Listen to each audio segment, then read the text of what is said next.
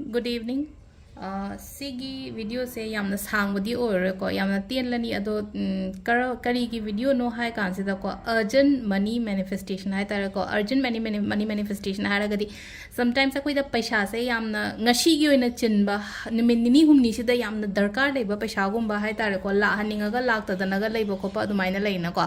adugi matang dane ko ado paisa se ngasai haidi hauzik khuda ki oibani na haidi achauba amount kumbadi ibigano basida ko achauba amount kumba ibigano hadi ngahaki chinba haragadi haidi 50 ama 1 lakh ama karima adudagi hena hai tare ko haidi tara kunga ibadudi nongmada phalong la oina ko haidi lam ama natraga ama na hai tare ko haidi ngasai gi agi blockage se hangdoga haidi kitang lakpagi khara engonda return lakpado hai tare ko samna habada lishing tara gi matha sare na khala se lishing tara katang iyo ba hena igano ba kemta kun gi matha sare na khala se ba kun do katang iyo ba 50 ki saren kala just 50 do khatang iyo hadi achoba amount no madani ni deta la katabana tena ko ado hapetang chora ko mai hai ko sida symbol ama hap kani ko sigi symbol se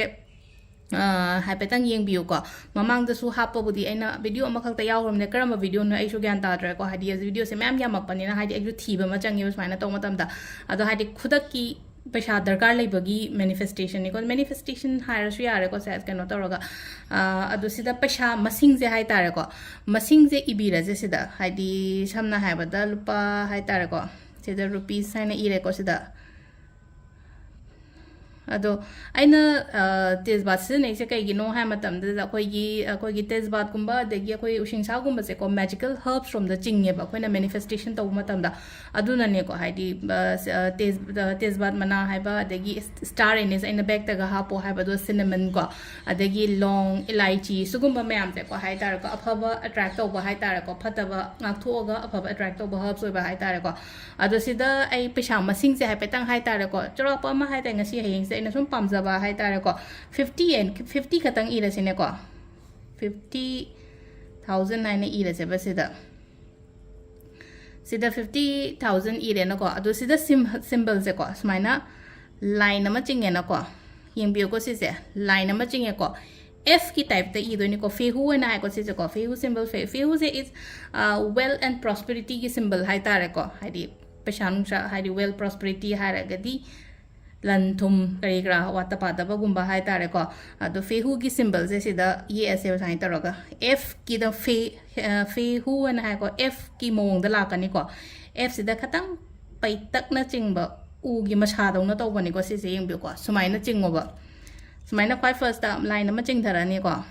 duka kitang pai tak na mathak ta chingkhat le na ko ama sina kitang mangon da gi khara hendok na hai tare ko sida le re ko khoi gi sigi kino se ko aduga hape ta wakhan da su haidi phajana aina ye ngai da iri ngai da intention do hai tare ko aphaba intention amaga loina na haidi poche lakani oigani haibagi adugi wakhan da doroga ibi ba hai tare adu sida laire ko aduga sigi kaino se kadai da hap ka da bano hai kan se da ko